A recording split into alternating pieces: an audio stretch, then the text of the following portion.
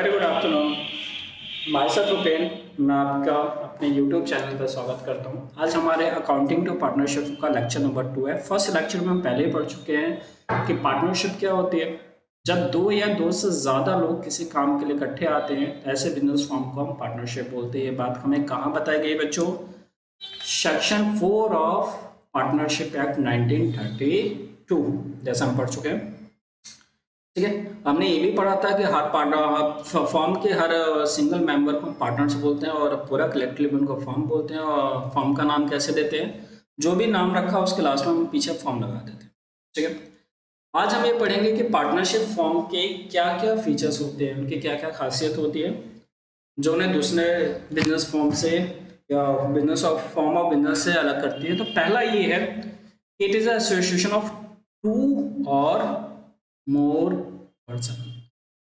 सारे बच्चे जानते हैं कि कोई भी पार्टनरशिप फॉर्म तब होती है जब उसमें मिनिमम कितने लोग हों? दो से ज़्यादा लोग हों, दो या दो से ज़्यादा लोग होंगे तभी वो पार्टनरशिप फॉर्म बनेगी। सिंगल आदमी खुद से पार्टनरशिप नहीं कर सकता। तो आप ये पूछ सकते हो सर मिनिमम तो आपने बता दिया, मैक्सिमम कितने हैं? 100, 150, 200 या अनलिमिटेड, जैसा आपका कंपनी फॉर्म ऑफ बिजनेस में होता है। तो ये बात हमें कहाँ बताई गई है कि कितने मैक्सिमम मेंबर हो सकते हैं? Section 464 of company law 2013। जैसे ही कंपनी लॉ 2013 आया, उसके 464 में सेक्शन में लिखा गया था कि एक पार्टनरशिप फॉर्म के मैक्सिमम जो मेंबर्स हो सकते हैं वो 100 हो सकते हैं। ठीक है, लेकिन जब अगले साल जब इसके रूल्स आए तो कंपनी लॉ के मिसकिलेनियस रूल 2014 के रूल नंबर 10 में हमें मेंशन किया गया कि जो मैक्सिमम मेंबर होने चाहिए पार्टनरशिप फॉर्म के वो 50 से ज़्यादा नहीं होने चाहिए। तो हमारे लिए जो वैलिड चीज़ है, जो हमारे लिए मानने वाली बात है, वो 50 है। क्योंकि लॉ पहले आया, रूल्स बाद में आया, तो हम रूल्स को हम ज़्यादा प्रायोरिटी देंगे एज कम्पेयर टू लॉ। क्योंकि आपको पता है कि हम हर बार लॉ को अमेंड नहीं कर सकते, तो उनको मानने के लिए, उनको फ्यूचर में वो करने के लिए रूल्स लेके आते हैं। हमारे लिए मैक्सिमम मेंबर है वो 50 है। अगर किसी पार्टनरशिप फॉर्म ने 51 मेंबर हो गए, इसका मतलब वो पार्टनरशिप फॉर्म जो है वो इलीगल है।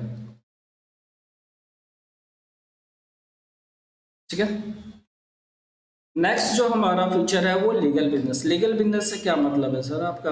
हम चोरी थोड़ा ना करने जा रहे हैं पार्टनरशिप फॉर्म बना के। तो लीगल बिजनेस का मतलब है कि जब भी आप कोई पार्टनरशिप फॉर्म बनाओगे उसे चैरिटेबल पर्पस के लिए नहीं बनाओगे।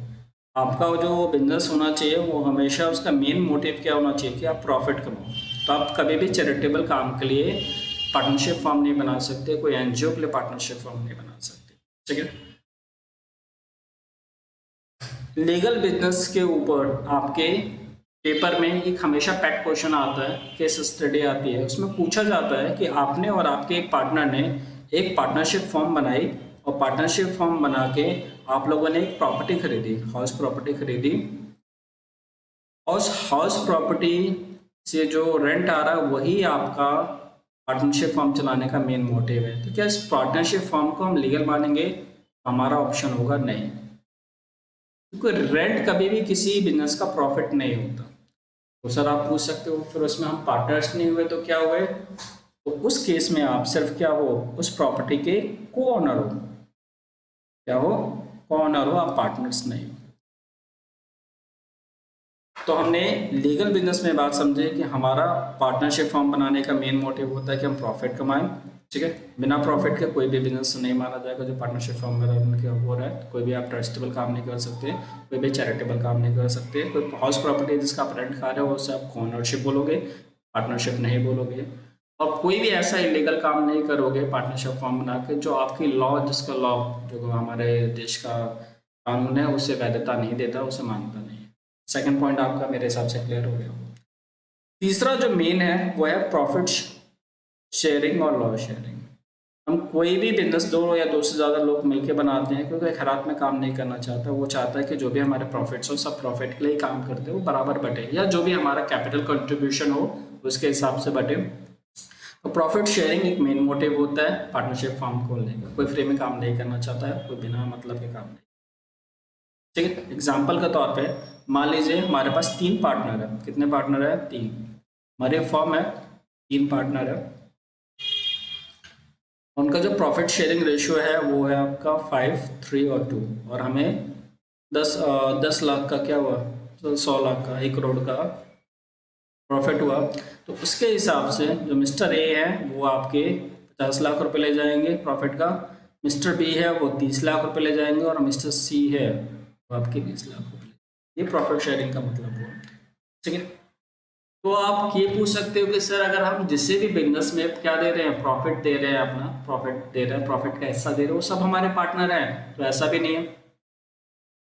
कई बार हमें ऐसा होता है कि कुछ लोगों को हमें अपने प्रॉफिट का थोड़ा सा हिस्सा देना पड़ता है, ताकि वो हमारे लिए मोटिवेटेड काम करते रहे। जैसे आपके एम्प्लॉयज होते हैं, आपके मैनेजर्स होते हैं, मैनेजर्स को मोटिवेट करने के लिए हम अपने प्रॉफिट का थोड़ा सा हिस्सा किस फॉर्म में दे देते हैं, एज अ कमीशन दे देते हैं। तो वो हमारे अभी भी क्या है, एम्प्लॉय है, हमारे पार्टनर्स नहीं है। ठीक है, तो हमने ये पढ़ा कि हमारे जितने भी पार्टनर्स होते हैं प्रॉफिट शेयरिंग में उनका हिस्सा होता है, लेकिन ऐसा भी नहीं कि जिसको हम प्रॉफिट दे रहे हैं वो हमारा पार्टनर है। फ्यूचर में आपका मैनेजर आपका पार्टनर नहीं बन सकता, आप उसे थोड़ा सा हिस्सा दे रहे हो as a working, as a good worker. ठीक है, नेक्स्ट हमारा है म्यूचुअल एजेंसी का। म्यूचुअल एजेंसी ये कहती है कि कोई पार्टनर फॉर्म में खुद का भी काम कर सकता है और दूसरों का भी काम कर सकता है। इसी को हम क्या बोलते हैं, म्यूचुअल एजेंसी बोलते हैं। इसको समझने के लिए हम सबसे पहले प्रिंसिपल और एजेंट का कॉन्सेप्ट समझते हैं।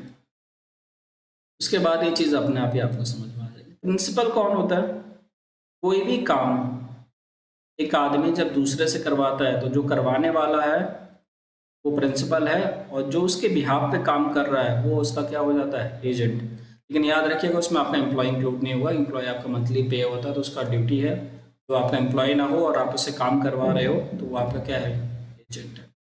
ठीक है, तो आपकी पार्टनरशिप लॉ कहता है कि आप खुद चाहो तो आप अपने लिए प्रिंसिपल की तरह भी फॉर्म में काम कर सकते हो, या सामने वाले पार्टनर के लिए, ठीक है, आप एज अ एजेंट भी काम कर सकते हो। इसी को म्यूचुअल एजेंसी बोलते हैं। सर कहना क्या चाहते हो ये तो बताओ। तो मान लीजिए एक हमारी लॉ फॉर्म है, और लॉ फॉर्म आपको पता है कितना वास्ट होता है, उसमें बहुत अलग अलग टाइप के लोग पार्टनर्स होते हैं।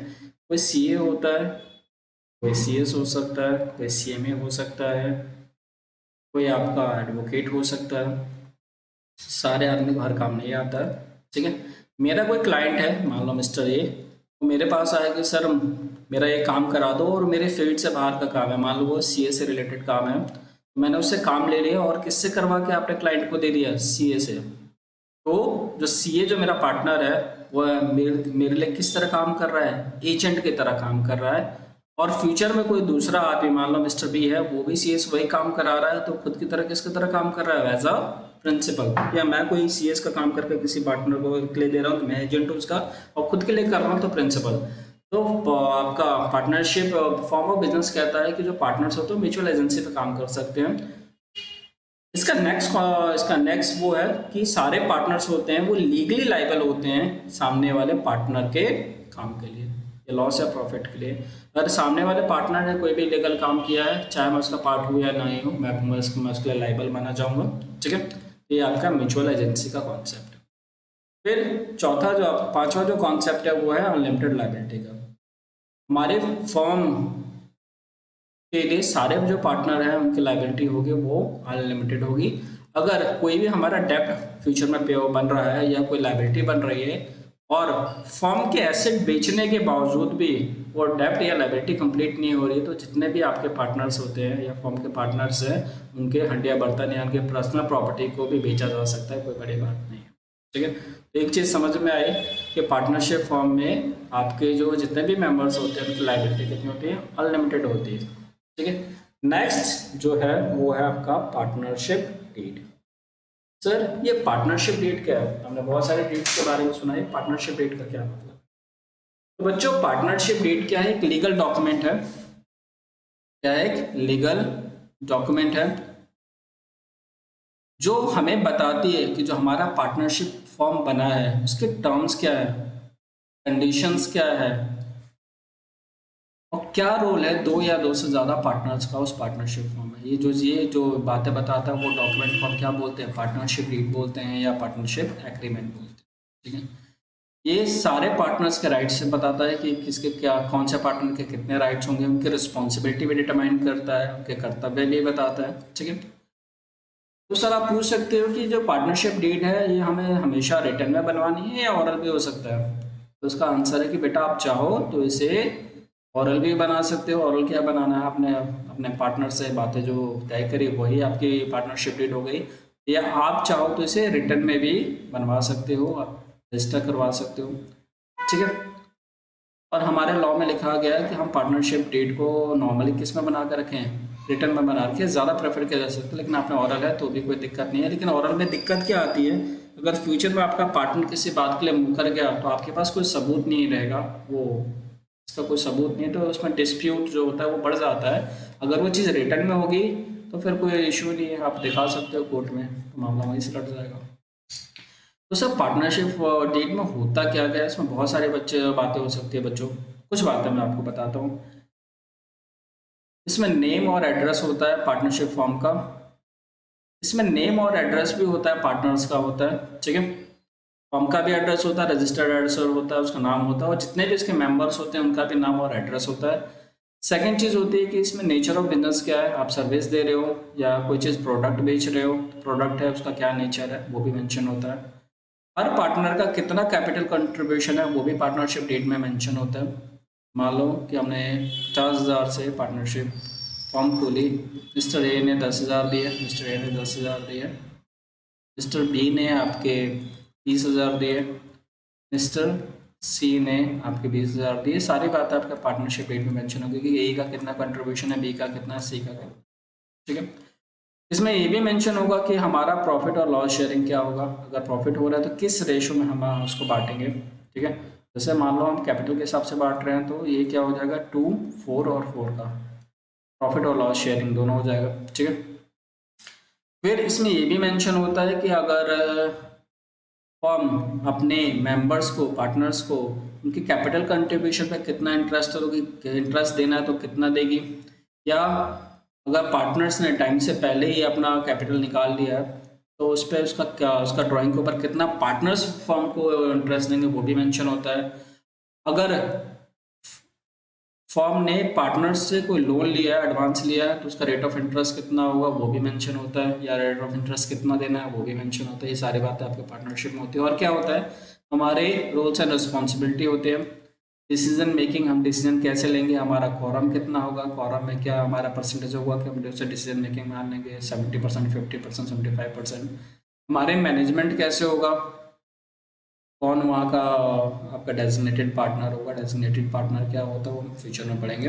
ठीक है, हमारा डिस्प्यूट रेजोल्यूशन होगा वो किस वे से होगा, अगर हमारे पार्टनर्स के बीच में कोई मतभेद हो जाता है तो उसका रेजोल्यूशन का तरीका क्या है, किस कोर्ट में करेंगे, दिल्ली के कोर्ट में, हम एडीआर के पास जाएंगे, आर्बिट्रेटर के पास जाएंगे, ये सारी चीज़ें आपकी मेंशन होती है। ठीक है, कोई अगर पार्टनर अपना पार्टनरशिप खत्म करना चाहता है तो उसका रास्ता क्या हुआ है, क्या उसका वे है, वो भी इसमें मेंशन होता है। तो ये बहुत ही इंपॉर्टेंट डीड होता है, इसी पे सारा का सारा आपका पार्टनरशिप चल रहा होता है। तो ये हमारे लिए एडवाइजर होता है कि हमेशा इसे एक अच्छे एडवोकेट CS के से ही बनवाएं, ताकि फ्यूचर में कोई भी चीज़ें हमारे लिए दिक्कत ना करें। ठीक है, कुछ बातें हमारे पास ऐसा भी होता है कि सारी बातें आपके पार्टनरशिप डीड में नहीं लिखी होती है, यानी उस केस में जो आपका पार्टनरशिप डीड क्या होता है, साइलेंट होता है, वो बातें उसमें लिखी नहीं होती, तो हम उस पर डिसाइड नहीं कर पाते, बता ही नहीं पाते हैं। या इन केस हमने पार्टनरशिप डीड ओरली बनाई है तो पार्टनरशिप एक्ट 1932 की कौन कौन सी बातें वहाँ पे एप्लीकेबल हो जाती है। जब पार्टनरशिप डीड आपका ओरली होता है या उस बारे में नहीं बता पाता है तो पार्टनरशिप एक्ट की कुछ प्रोविजंस, कुछ रूल्स, कुछ आपके सेक्शन एप्लीकेबल हो जाते हैं, उसके बारे में थोड़ा सा पढ़ लेते हैं। अगर पार्टनरशिप डीड ने ये नहीं बताया कि कितना कैपिटल पे इंटरेस्ट मिलेगा पार्टनरशिप को, पार्टनर्स को, तो वहाँ पे निल होता है, कुछ नहीं मिलता। अगर मेंशन नहीं है तो कुछ भी नहीं मिलेगा। सेम केस आपका ड्राइंग का होता है, अगर इंटरेस्ट ऑन ड्राइंग आपके मेंशन नहीं है तो कोई भी इंटरेस्ट आपके फ्रेम को नहीं मिलेगा। अगर प्रॉफिट शेयरिंग रेशियो आपके पार्टनरशिप डीड में पार्टनर्स के लिए मेंशन नहीं है तो सबको इक्वली मिलेगा। जैसे मान लो अगर 100 रुपये का मैं बेनिफिट हुआ और उसमें 4 मेंबर हैं, ABCD, और कोई मेंशन नहीं है तो सबको 25-25 रुपये बराबर मिल जाएंगे, अगर मेंशन है तो उसके हिसाब से चला जाएगा। ठीक है। कोई सैलरी या कमीशन किसी पार्टनर को देनी है नहीं देनी, ये भी आपके पार्टनरशिप डीड में मेंशन होता है। ठीक है, अगर मैंने कोई काम करके दिया एज ए एजेंट तो मेरा कितना कमीशन बनेगा उस पूरे प्रोजेक्ट का, 5%, 10%, या मुझे सैलरी हमारे फर्म वाले दे रहे हैं नहीं दे रहे हैं, उसमें मेंशन होता है। अगर कोई मेंशन नहीं होगा तो कोई भी मुझे मंथली का ना तो सैलरी मिलेगी, ना ही कोई मैंने एज ए एजेंट काम किया सामने वाले पार्टनर के लिए तो मुझे कोई कमीशन मिलेगा। हाँ, एक चीज़ ज़रूर है, अगर कोई पार्टनर फर्म को एज अ लोन या एडवांस कुछ देता है और उसमें आपके पार्टनरशिप डीड में कुछ भी मेंशन नहीं है या पार्टनरशिप डीड आपके ऑरली है, उसके बावजूद भी उस पार्टनर को फर्म वाले 6% पर एनम के हिसाब से ही पैसे देने पड़ेंगे। अगर पार्टनरशिप डेट में कोई दे रखा है और उससे ज़्यादा दे रखा है तो जो पार्टनरशिप डेट में होगा वही उनको देना पड़ेगा। मैं होप करता हूँ कि मेरे प्यारे बच्चों को सारी बातें समझ में आई होंगी। ठीक है, कोई आपकी डाउट है, कोई क्वेरी है तो कृपया करके अपने डाउट और क्वेरी भेजें। Thank you very much.